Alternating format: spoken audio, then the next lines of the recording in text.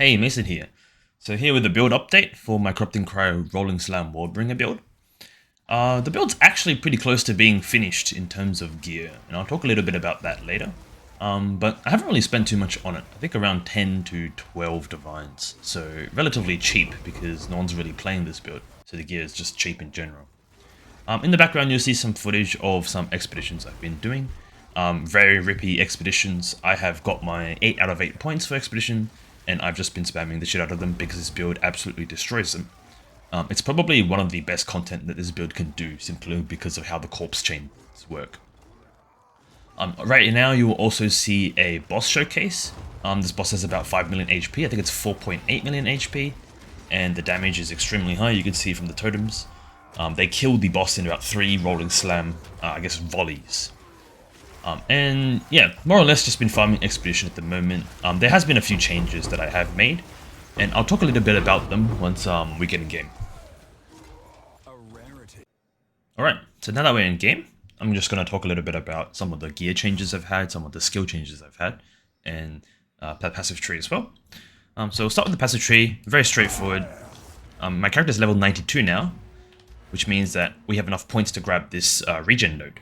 So with this regen node here, these 2 regen nodes here, this one over here,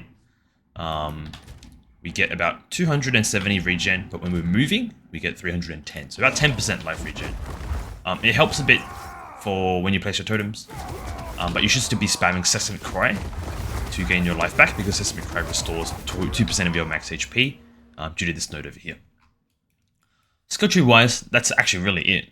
Because there's not really much else to do, and the leveling is quite slow in POE2. So I'll just cover my gear. This scepter I bought for 1 divine. It has a very high spirit roll and a very low strength and int requirement. That's the only purpose of the scepter, nothing else matters. Helm is the same. I've put it with a chaos rare socket. The shield is the same, max life socket. I bought this melee skill gems, attribute and lightning res amulet.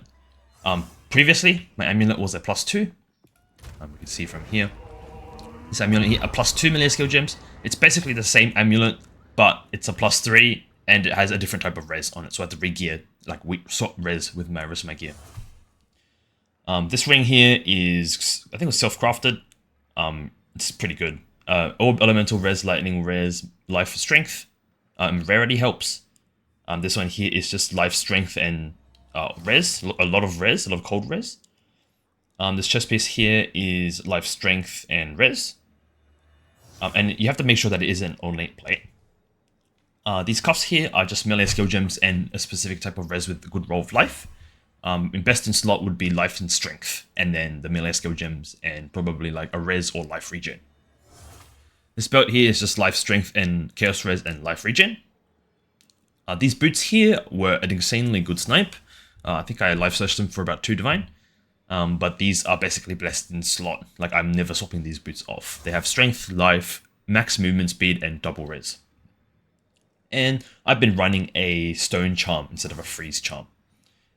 And the reason why is because I'm now using the warm-blooded support, because of the scepter giving me 175 spirit, which means I can now spend 15 extra spirit to reserve this. So I'm not actually running a freeze charm, but as soon as that patch comes where belts will have implicit charm slots, I will probably put on a freeze charm. We'll see how it goes. For the weapon swap,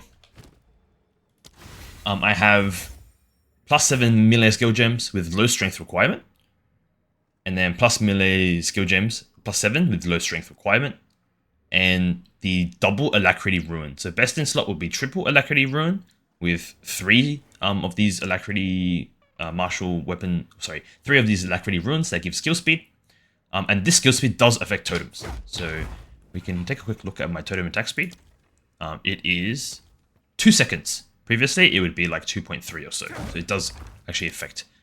Also, it went down 1.8, 1.9. I'm not sure how it's calculated, but it's around that. So I highly recommend you put those runes in, because previously this build did not have any good runes to put into main hand weapons. Alright. Now a little bit about the skill gems. Sesame Cry is the same, but I recommend you put mobility support before magnified effect if you don't have a 6-link. With this node on the tree here, this is quite important. I highly recommend you always take this node. I tried taking it off and it feels very bad. When with this node here, you can kind of get away with not having mag effect until a 6 link, but you do want mag effect as soon as you get a 6 link. Ancestral Warrior Totem is the same. I was looking into running Close Combat instead of Conk Effect, but I think Conk Effect is just too good. It's just so much more damage. And the less area effect, it can be annoying, but the condition for Close Combat is actually really hard to meet. It's like 1 meter is a very short distance, and the totems will move, the little guys. For Infernal Cry, one thing I'm not 100% sure about how Close Combat works is that because when you rolling slam, the totem itself moves, like the little guy. I'm not sure if the Close Combat uses the little guy as the reference, or it uses the actual totem itself as a reference for distance for the Close Combat damage. So for context, this is Close Combat. It does say 1 meter of you, which I'm not sure, is that like my character, or is it my totem, or is it my totem's little character? Hard to say. Probably need to do some testing on that. The biggest change is to Infernal Cry. So previously, Infernal Cry was running Battle Shout. I've taken that off because I don't really think it's that good. Let me just put this away. So Infernal Cry should be Raging Cry, Dazing Cry, and Execute. And it doesn't really matter what else support you can put on. You can put on whatever, really. But the main issue with Battle Shout is that when you right-click with Infernal Cry, it removes the armor break off the mob. So you gain rage, but you remove armor break, which means you're losing the new armor broken effect, which is 20% increased fizz damage taken. So you can see here, it says 20% increased fizz damage taken from hits for fully broken, targets with fully broken armor. So that's the main reason why I've taken it off. Due to the changes to mana, you can have a very high level Sesame Cry. Mine's level 19. You can see I'm spamming it, and I'm not really going down, like at all. And that's because my life regen is pretty high. I have like 200 life regen, right? So I've invested a decent amount on the tree, and I have one on here, like a life regen roll here, and I have the implicit here. But this thing actually does a lot of damage. You can see here in the tooltip, it says that the total damage is like 1,000 to 1.6, and the Corrupting Blood DPS is only 1,000 DPS. So primarily, like it's like 50-50 in terms of damage. Most of the damage is actually coming from the actual Warcry itself, like the actual damage on the Warcry, rather than the Corrupting Blood effect. So I think that's like quite significant, and it was making me think that maybe there's some ways to use a different support instead of Swift Affliction, since most of the damage is actually coming from the hit of the Warcry. The main issue is that it's like there's just nothing good to use. Like I need to look into it, but I will put an update in the description if I do find something better than Swift Affliction. Currently, this is still the best setup for Corrupting Cry. I was talking about Infernal Cry before. You don't want to use Battle Shout because it removes the armor, which means your single target damage is worse. I tested using Hourglass and Expanse, and a commenter told me that it's bugged. And I went and checked my VODs, and it is actually bugged. So you shouldn't use Expanse either, and you shouldn't use Hourglass either. So both of those, they're bugged. You only get one explosion from the combust, and then the timer starts for the cooldown, and it just doesn't proc. So cannot recommend using those. Currently I'm just using Dazing Cry and Execute. And Dazing Cry is actually kind of useless because Rolling Slam has a quality passive, which causes daze build-up. But I don't have quality on it, so it's like, okay, whatever. It's still free, right? Aside from that, the only other thing I've changed is Time of Need. So I swapped over Scavenge Plating to Time of Need. Fast Forward, and then Cannibalism and Herbalism. The reason why I swapped over to Time of Need is because my armor is like really low anyways. I have like 2,000 armor. So with Scavenge Plating, that puts it up to 3,000. Which I am not convinced is doing anything. It's just too low amounts of armor. My chest only has like 600, and like there's like 200 here, like 100 here, 60 here, 100 here. Like there's just basically no armor at all in my setup. If you have more armor, for example, if every piece of your gear is armor base, and it's like good rolled armor, I can recommend you use Scavenge Plating, but I'm going to use Time of Need for the time being because there's basically like no difference at all. So yeah. Time of Need, it just doesn't really do much actually, but it does help you deal with a bit of the degen in certain maps, like the less recovery maps. Especially since I'm running this node here on the Atlas, so I can have like up to 80% or 90% less recovery. Aside from that, I have Precision in Berserk, but this is just like I'm just putting it there for now, in case I do want to swap to taking off Resolute Technique. This does not do anything. I'm just saying this now because I have Resolute Technique, and that is this node right here. You can't crit, but your hits can't be evaded. So it's literally doing nothing. I'm just putting it in there to reserve Spirit, so that when I eventually do swap, if I do swap, I won't forget about Precision. That's it. Rest of the build is basically the same. The extra spirit, so before I had like 138 spirit. By qualitying Blasphemy and the Companion, I've gained a bunch more extra spirit, and I can now run Herbalism and Warm-Blooded, so that's another 30 spirit over here. If you have an extra skill slot, you can put in Scavenge Plating, but I'm out of skill slots, otherwise I would put it in. But yeah, Herbalism gives your makes your life flask insane, and Warm-Blooded makes it so you have less freeze duration. It's just nice to have because I'm running a stun charm instead of a freeze charm. For context, this is my flask. It's not fully finished because I've just been picking up baubles and hitting them with it. But with Herbalism, it heals like, I think it's like 2.5k or something like that. So it's a ridiculous amount of healing for a flask. And that line that says removes life from mana when used doesn't actually matter because we're playing blood magic. So it's a free line for increased life recovered. But yeah, that's all for in-game. I'm going to hop into POB and talk a little bit about some of the changes. Oh, and before we hop into POB, I also just wanted to show my Atlas tree since I was asked. So for my Atlas tree, I just have the rare nodes here and the rare monsters duplicate node here. I have all the essence nodes. I'm picking the attack one here, attack, chaos, fizz, and speed. And then I have this rarity one here, and I'm going to grab these two quant nodes here for my last 2 points. I have this unstable energies here, and then I have every single precursor tablet related node up here. For my boss tree, I have essences. For my expedition tree, I have the logbook one, and then I have the remnants and prefix suffix one. The only suffixes you can't do are physical damage is immune to fizz, and I think that's it. You really want to avoid the ones that are like 100% damage is extra element, like fire, lightning, and cold, especially if they come with stuff like Fire Pen, Cold Pen, or Lightning Pen, because you would just get one shot from 4 HP. And I tested this by clicking 3 of them. I had 300% damage as each element, and I got one shot. So don't do that. For Ritual, I just have 2 points here, but I'm going to grab the boss one first, and then I'm going to grab probably the reroll one or the defer cost one. And then I heard this one's decent as well, but we'll see. Alright, and now that we're in POB, I will just highlight that there's some notes here that you can read. In particular, I cover stuff about Battle Shout, bugs with exploit weakness. I said Hourglass works, but it applies a cooldown, but a viewer told me that Hourglass and Expanse are bugged, and they only make 1 explosion proc for Infernal Cry, so do not use them as supports. For Spirit Reservation, you have a choice between Scavenge Plating and Time of Need. And I will also just point out that amulets with melee skill gems are very easy to craft. Well, easy in quotation marks, but all you do is you hit it with 2 attack essences, so a normal one and a greater one, on any amulet, and you guarantee melee skill gems. The reason why this works is because there's only 2 attack tags for mods on amulets, and one of them is accuracy, and one of them is melee skill gems. So if you have an amulet with accuracy already, you hit it with a greater essence of battle, I think it's called, and it will guarantee a type of level of melee skill gems. And if you have a white amulet, you can hit it with a normal attack essence and a greater attack essence, and it will also guarantee melee skill gems. Makes this very easy to craft in SSF, at least compared to other types of builds that need plus gem levels on their amulets. Okay, I'll also just talk a little bit about the gear upgrades that I had. So we'll start with the level 90 setup before I killed any of the bosses. Between the level 90 and the level 91, you can see that I swapped my rings. The purpose of this was just to cap my res. You can see my res were kind of weird, and then I capped them.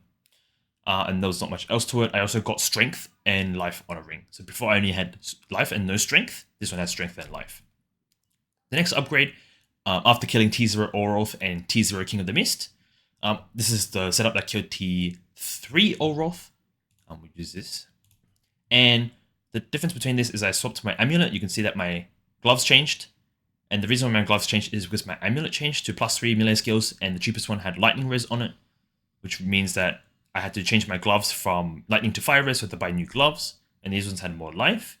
And I also bought these boots, which were very, very cheap. They were like 2 divine for a pair of boots, and these boots are probably worth a lot more. The way I recommend you buy this kind of gear is you live search with the POE trade website. And then I'll also point out that the skill gems were also getting leveled up as well. So you can see level 19, level 20, and then in the previous setup,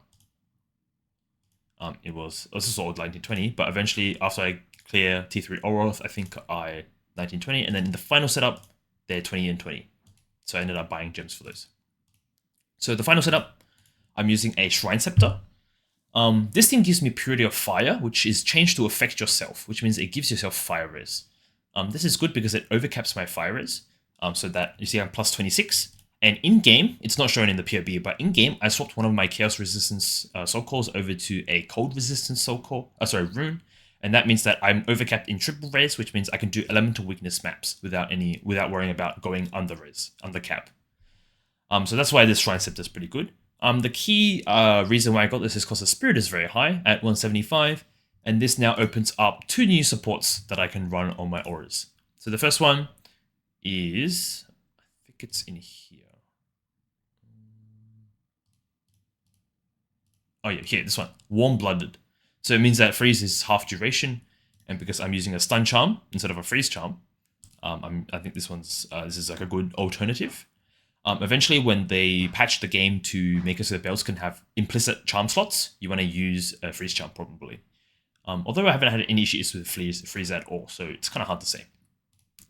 And then I also put on Herbalism, which I can find. This one here, I didn't have Herbalism on before.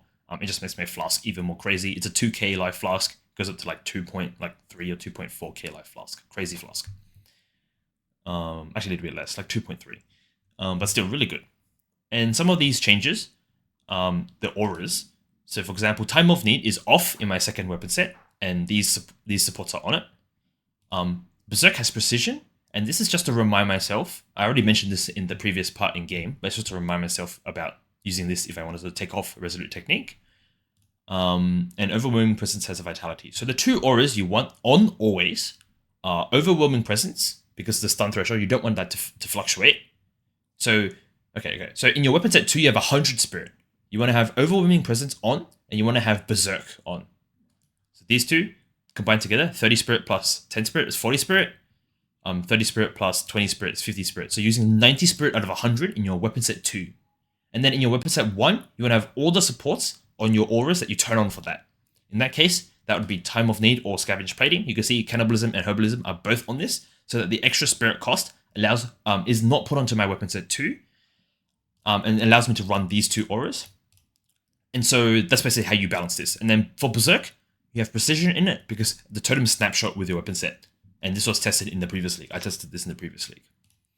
But yeah, I think that more or less covers it for the POB. What are the final upgrades for the build? There's generally only one upgrade, and that's a level 21 gem. So right now I'm at level 20 and level 20. And I don't know if I can show you in POB. Let me just try. Does this show in POB? Okay, you can see here, it says level 20 in brackets plus 19. So I'm getting plus 19 melee skill gems from my gear, and the base is level 20, which puts it at level 35. To min-max this to the maximum damage for bosses, at least for this non-crit setup, you would have to get a 21 gem for Ancestral Warrior Totem, and a 21 gem for Rolling Slam. It's not actually as expensive as you think, because Rolling Slam does not need to be 6-linked. Only Ancestral Warrior Totem needs to be 6-linked. So what you would do, I'm not sure if this still works again, I'm going to test this, but you'd get like a level, like, I don't know, 18 Rolling Slam, just use one of your gems, make a Rolling Slam, quality it up, hit it with a Corrupt, like a Vow Orb. If it gets plus 1 gem, then you buy the level 20 gem and you apply it onto that, and that should allow it to get, with a base of level 20, go to level 21. And this would allow me to cap my level of my melee skill gems, which would be the maximum amount of damage with this non-crit setup. Same for the Warrior Totem. It's just more expensive because you need to buy a 6-link, because you have to 6-link it before corrupting it. So you would have a level 18 or 19 Warrior Totem gem, you would quality it to max, you would 6-link it with the perfect Jeweler Orb, and then you would corrupt it, and you'll pray that you get plus 1. And if it gets plus 1, then you buy the level 20 gem, and you level that one up to level 20, which means that you should get to level 21. This is how it worked in 0.1. I'm not sure if this still works in 0.2, but I will basically test this immediately after. Because I'm going to aim for level 21 gems for my skills. So that's more or less it for progression, I think. With this current setup, I'll need to do some testing and some kind of planning and theory crafting to see if there's any other ways to increase damage more. But this is basically how totems used to scale their damage in 0.1, but Ancestral Warrior Totem's base damage got nerfed by like 3 times. And Rolling Slam actually got buffed, so you're still losing out on damage in the end. But yeah, I think I'm going to conclude the video here. If there are any questions, put them in the comments. If there are any thoughts, comments, whatever, just chuck them there. I will be progressing bosses, so I'll probably upload a 8 out of 8 Olroth Kill probably soon, once I get another logbook that has him. And I'll probably start doing the other Atlas trees as well. Since I finished Expedition, I'm going to do Breach. I'm going to do probably not Delirium, because for Delirium you need to kill corpses, and this build, sorry, Delirium doesn't drop any corpses, and you need to kill corpses with this build. So it's kind of like you can't really do Delirium or Simulacrum. Although Skadoosh does have some videos of him actually clearing Simulacrum before, and with the change to Sesame Cry, where the base damage is a lot more damage than the Corrupting Blood damage, there's a good chance that it's actually still pretty doable. So I'll have to test that. And then I'll also do Ritual just as it goes, and I'll also upload some Arbor skills once I bother to go farm the Citadels. But yeah, that's it for the video. Like and subscribe if you enjoyed watching. I will be putting out more content. And if you have any questions, just put them in the comments. And thanks for watching.